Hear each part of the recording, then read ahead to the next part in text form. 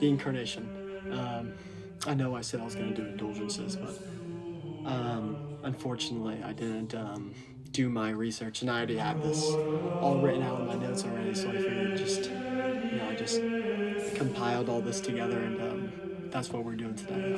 Hopefully, I'll do indulgences tomorrow. But the incarnation. Now, oh yeah, first of all, people kept saying, "Why are you looking up?" And people kept saying I was reading AI, but I have a whole document of notes that I was reading off of. But um, I regress. Um, the incarnation. Now, I want to preface the fact that when we are describing the incarnation, we have to be very, very careful in that it is a very fragile topic in terms of the metaphysics of the Trinity. In that, if you say something like, well, Jesus wasn't fully human, he was actually just mostly divine, or fully um, he wasn't fully divine, rather he was more human. Or if you say, he was half and half, like it was like it's like mixing like orange juice and lemonade, and it becomes orangeade or something like that. That's not how it is. Rather, it is a sharing in that divine nature of fully human and fully God, right? So, the Son of God, the second person in the Trinity, assumes a human nature in the womb of the Virgin Mary, and to save us from sin. Um, Now, humanity cannot, it would be without our reach to repair the damage caused by sin without us, without God. Um, and in that, only a human could offer reparation on behalf of humanity, right? So we have that full human and full divine nature.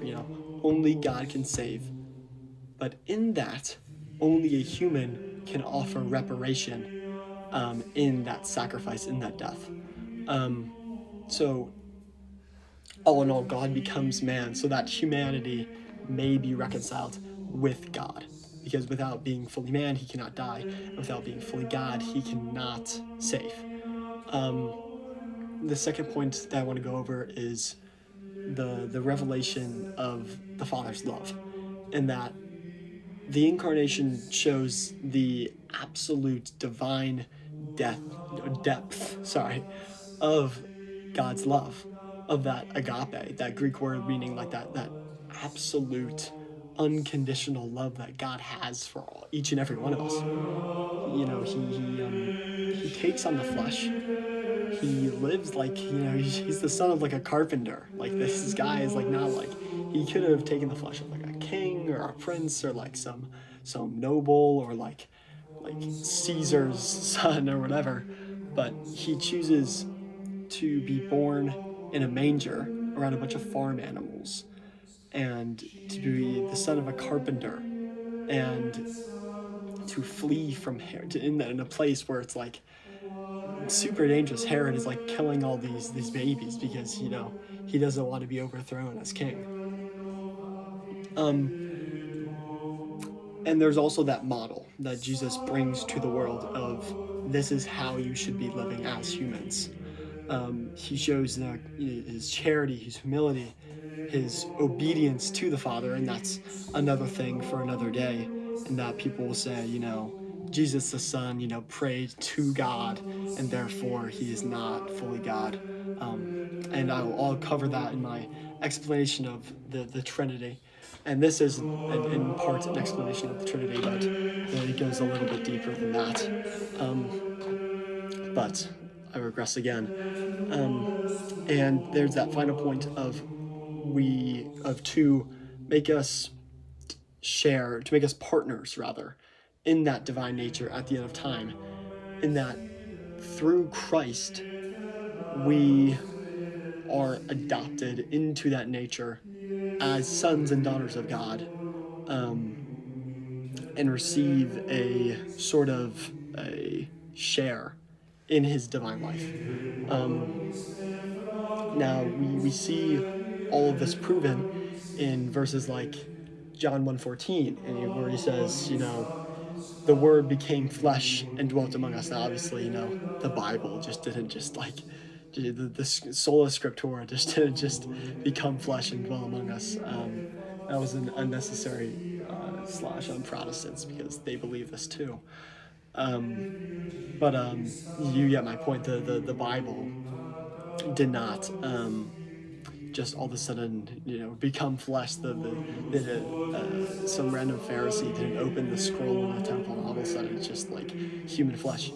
The word in the Greek is logos, and in addition to this, not only meaning the word, it also means knowledge, and it's very commonly in the Bible. Besides literally talking about, the word, the gospel.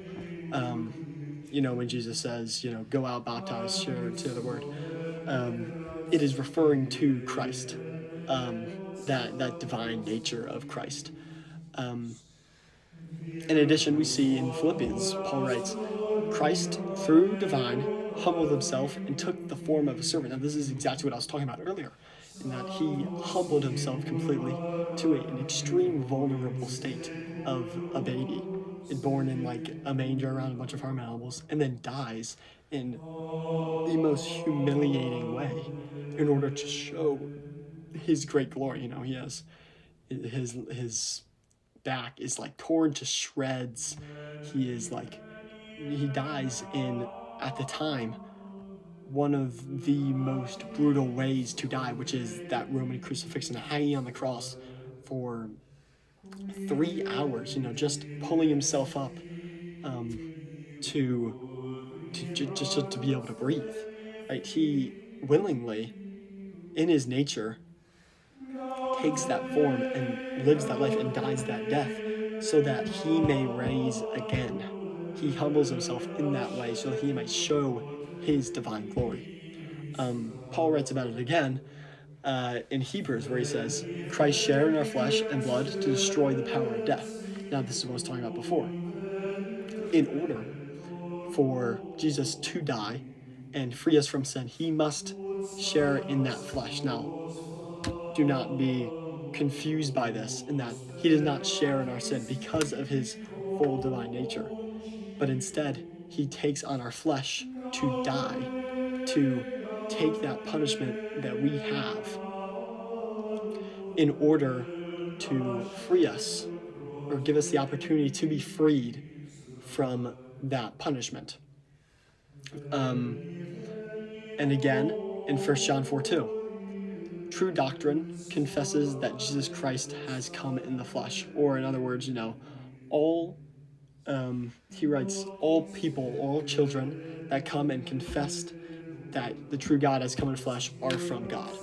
Um, that's the most simple way that Paul could possibly write it, in that, these people that are saying Jesus was fully flesh, they're from God. They're speaking the truth to you. And we can also go to the church fathers, Ignatius of Antioch and Augustine, who both insist, Christ was born a human, lived a human life, and died a human, but in that he shared in that divine nature through all of it, so that he may resurrect and defeat sin. Um, we know that after his death, he descends into Hades and preaches to all of Hades. And there's actually a very beautiful painting of this, in which Jesus is holding an old man and an old woman, and the copper gate of Hades behind him is torn down, and the old man, the old woman that he's lifting up out of Hades is Adam and Eve, and it's a very beautiful visual representation of this freedom from our sin. Um, and the final church father I want to go over, because I think it's the most important one, is St. Thomas Aquinas. Now, a very common argument against, rather, Jesus' divinity is that a true God it is not within his nature to assume the flesh of a human being, because that's just not what a God is. He cannot limit his power to do that thing, right? That is just not within his nature. Now, this argument is argued by pagan philosophers like Porphyry of Tyre, and you know I would actually argue the opposite, in that unlike his love, for example, God's love, it is so within his nature, it is so part of his nature that he is love. Unlike that part of his nature, or unlike that fullness of his nature, rather, I would argue that it would be diminishing God's power if we said he did not have the ability to humble himself and become human and share in that death that we all experience because of our sin.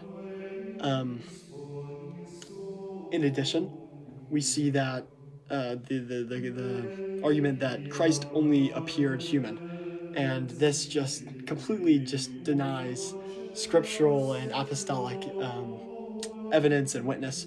We see in the Transfiguration, Jesus is depicted with two other people. Now, the doctrine is that these two people, I may get this wrong. I think it's Moses and Abraham. I'm pretty sure. I don't have it actually written down.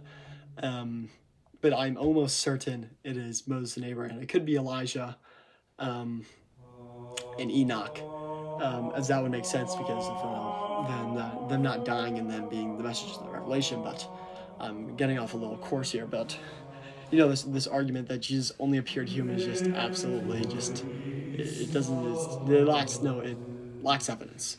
In that the Transfiguration is clearly shown in the divine his divine essence. And additionally, like I said, if he was only human with no divine nature, he cannot redeem humans. He would not have a saving grace. And the final one is the necessity of the incarnation. Now, why did God do this? There are two reasons, and the first one is the obvious of God's love for us. He loves us so much that he wants to be with us, but because of our sinful nature, we cannot share in that unless saved by Christ, unless we followed the word.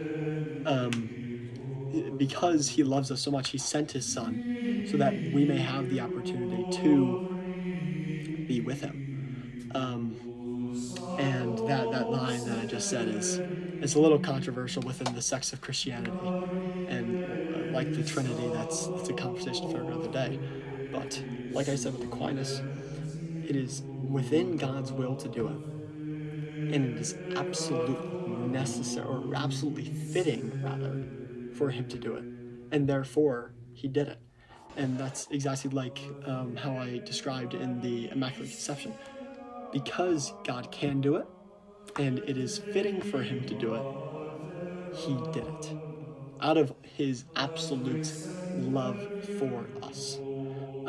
So I'm probably repeating myself a couple times during that, but I would say, an overall summary is that the teaching is that Jesus is fully God and fully man. And in that, it is absolutely necessary for salvation, in that he cannot die without being fully man, and he cannot resurrect without being fully God. The church fathers in Scripture consistently affirm this teaching. And the fact that it is absolutely necessary and absolutely fitting for him to do this, for him to sacrifice himself, or else his love would be like, if he didn't care about us, he obviously wouldn't love us, and if he didn't love us, he obviously wouldn't care about us enough to sacrifice himself for us. And this is a longer video, but I hope that I kind of cleared up the complexity of it. Obviously, this is a little bit of a harder topic to grasp than the Immaculate Conception, so I apologize if I was not being as straightforward.